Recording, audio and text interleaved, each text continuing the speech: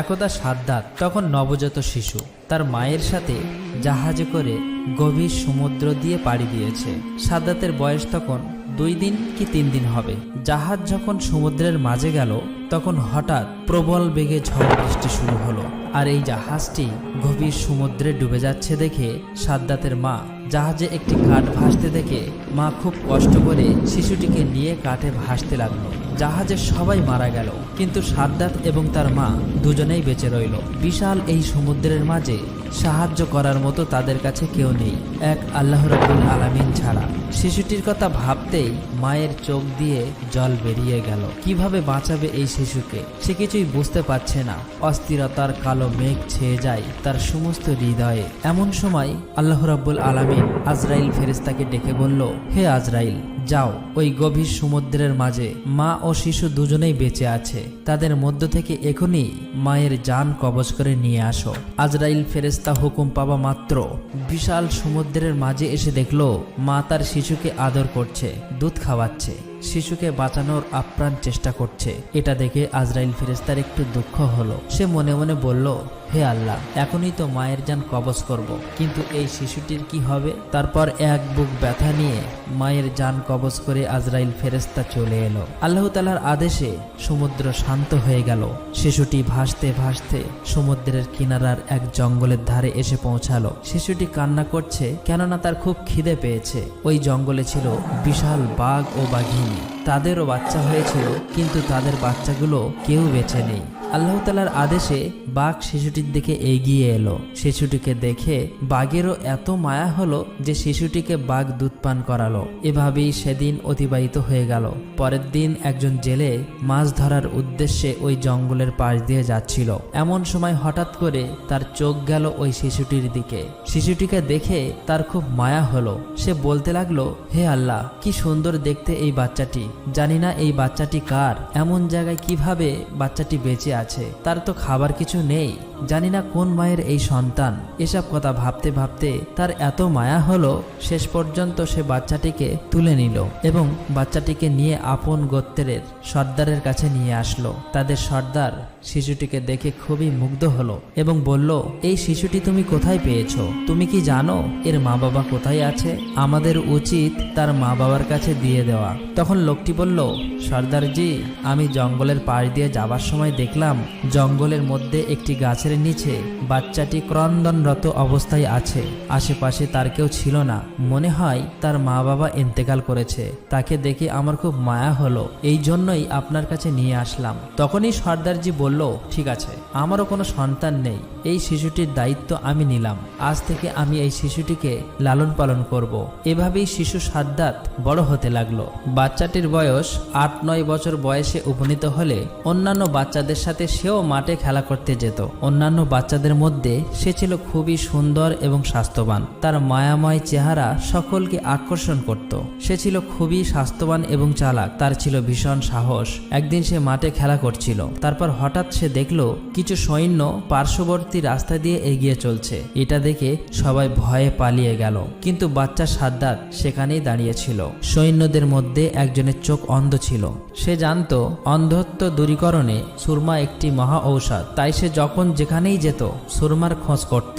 রাস্তার পাশ দিয়ে যাবার সময় ওই অন্ধ সেনা একটি সুন্দর কৌটার অনুসন্ধান করলো।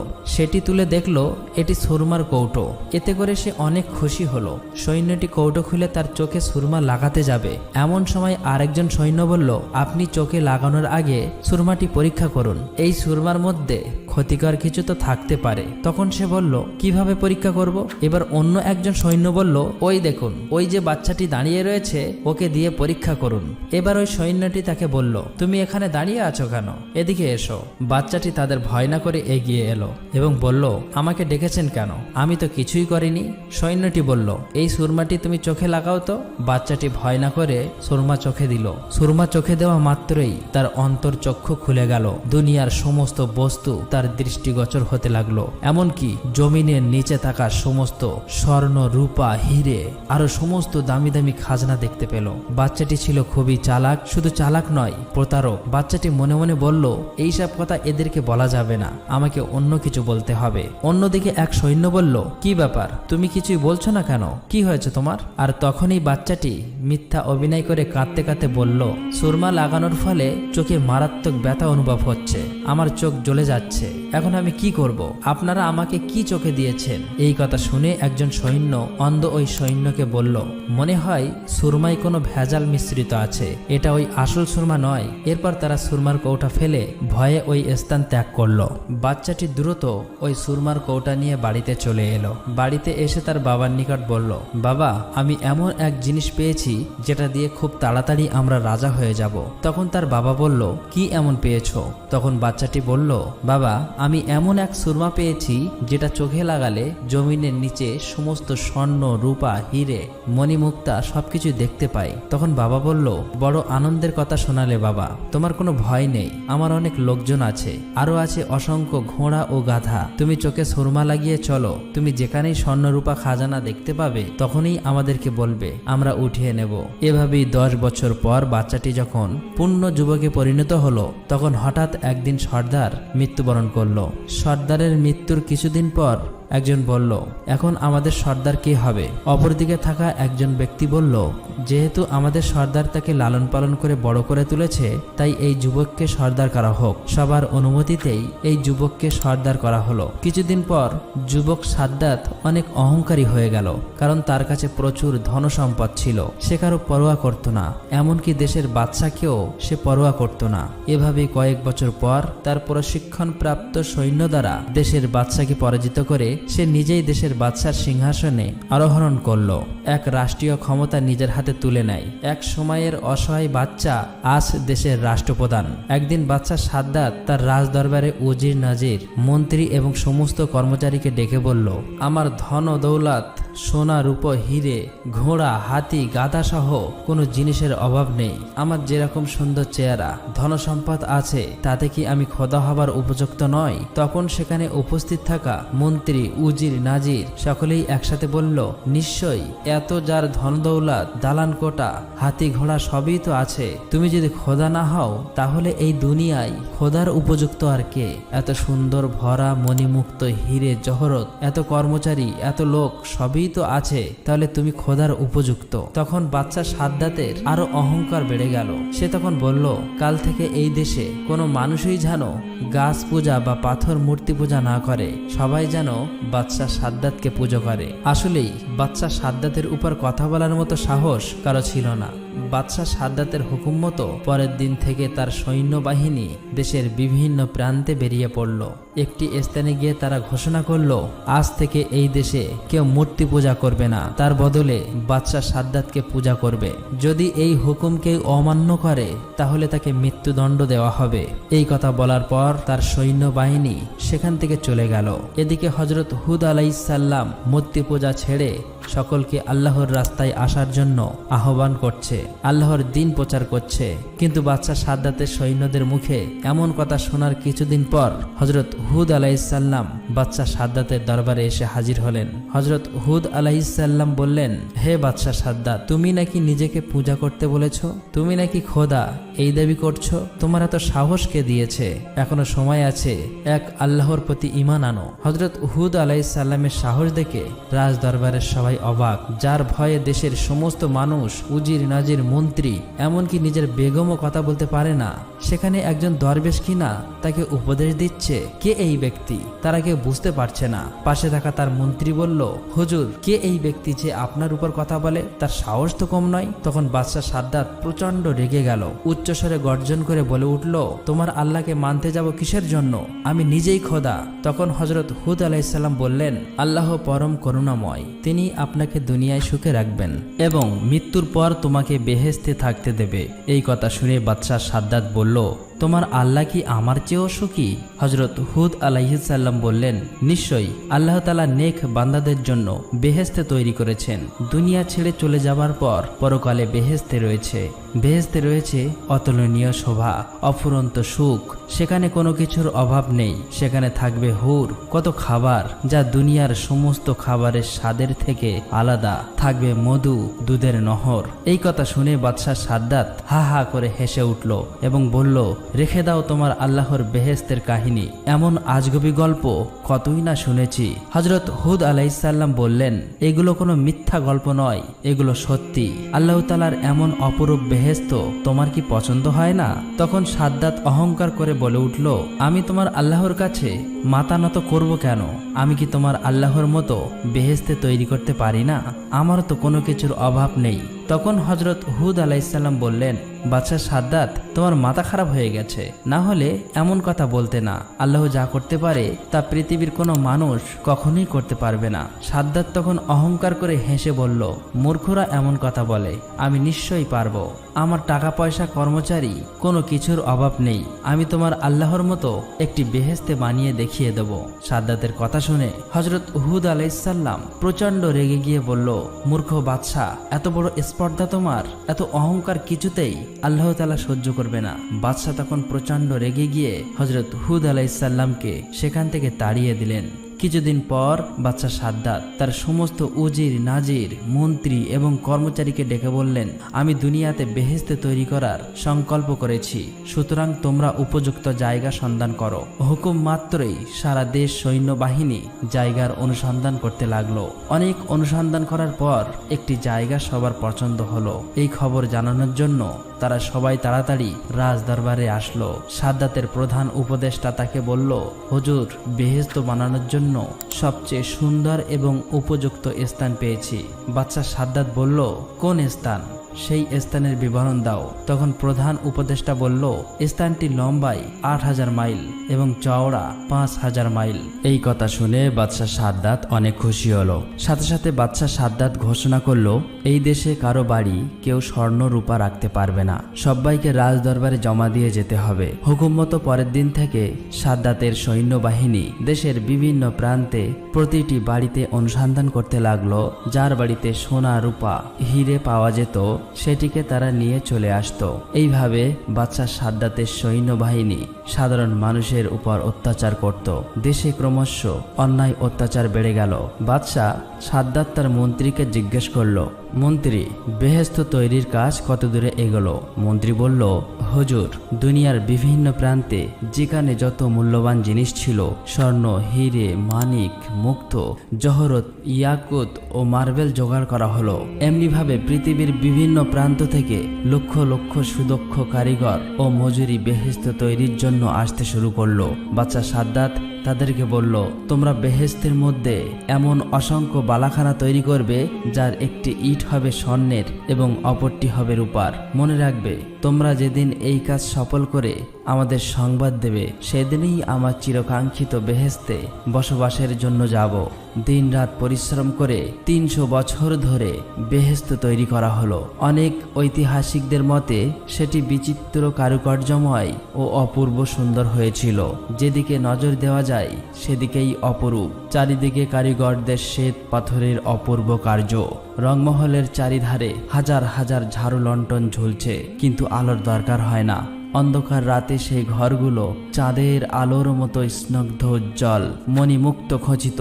ঘরের মেঝে সজ্জিত রয়েছে, মেঝের উপরে রয়েছে নানান রকমের সুন্দর সুন্দর ফুলদানি। ঘরের চারিদিক থেকে আতর, গোলাপ, মেশকি, আম্বারের খুশবু ছুটছে।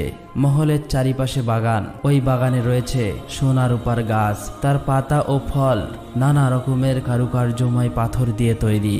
ভ্রমর ও মৌমাছিগুলো এমন সুন্দরভাবে নির্মিত যে দেখলে মনে হবে তারা সত্যি সত্যি ফুলের উপর বসে মধুপান করছে।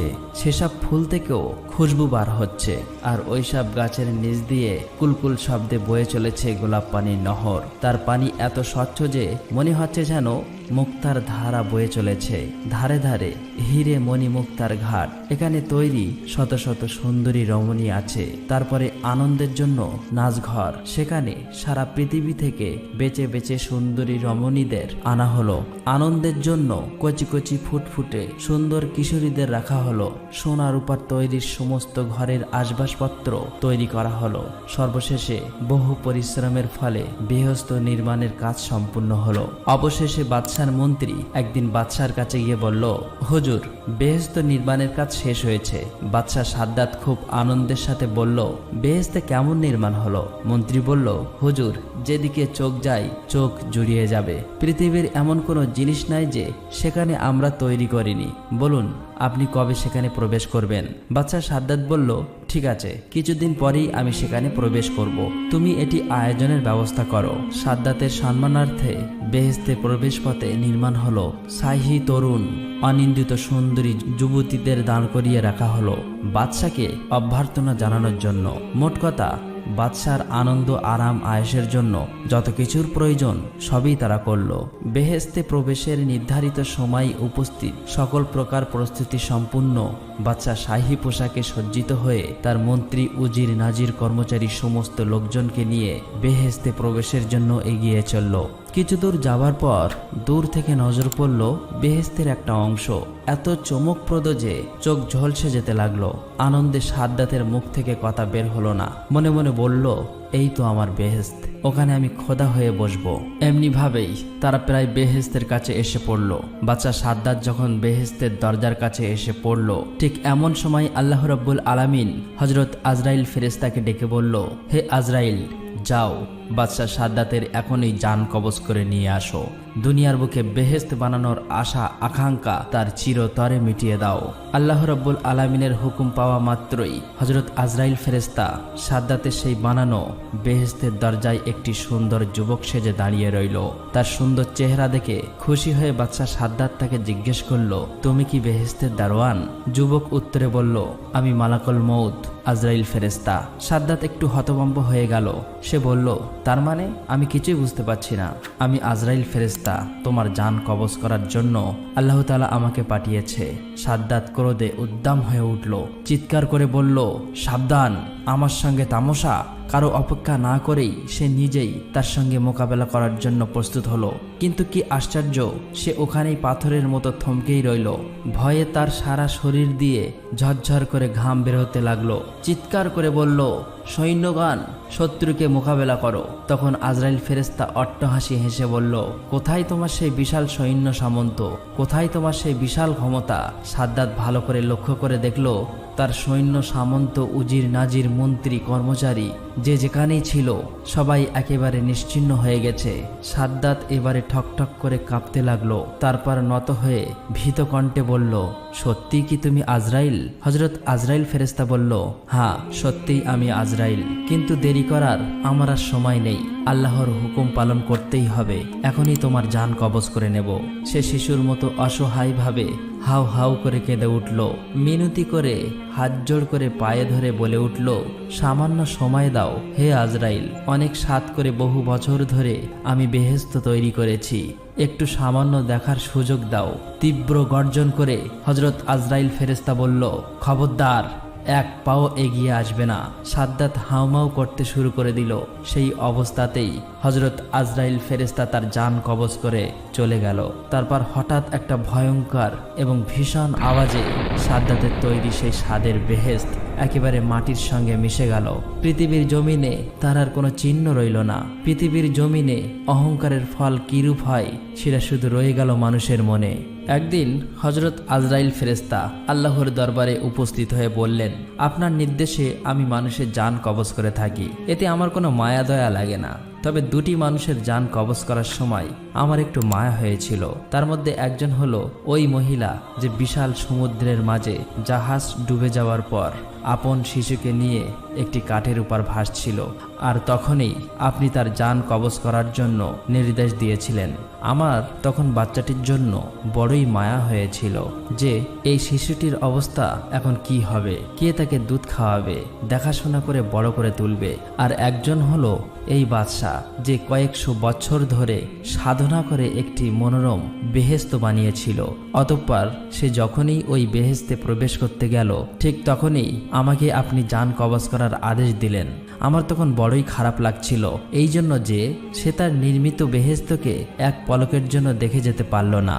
হযরত আজরাইল ফেরেশতার এমন কথা শুনে আল্লাহ রাব্বুল আলামিন বললেন, হে আজরাইল, যে বাদশার জন্য তোমার মায়া দয়া হলো, যার জন্য তুমি আফসোস করছো, সে তো ওই শিশুটি ওই বিশাল সমুদ্রের মাঝে জাহাজ ডুবে যাবার পর যার মায়ের জান কবজ করতে তোমার মায়া হয়েছিল। হে আজরাইল, তুমি কি জানো না যে শিশুটি বড় হয়ে আমার নাফরমানি করেছে, অহংকার করেছে, আল্লাহ তাআলার অস্বীকার করেছে, আল্লাহর হুকুমের বিরোধিতা করেছে। তাই আমি তার বেহেশতে পা রাখার সুযোগ দেইনি, বরং তার ভিতরে প্রবেশের আগেই সব ধ্বংস করে দিয়েছি। প্রিয় দর্শক, এই ঘটনা থেকে আমাদের শিক্ষা নেওয়া উচিত, আল্লাহর নিয়ামতকে অস্বীকার করলে, অহংকার করলে এর পরিণতি খুবই খারাপ হয়।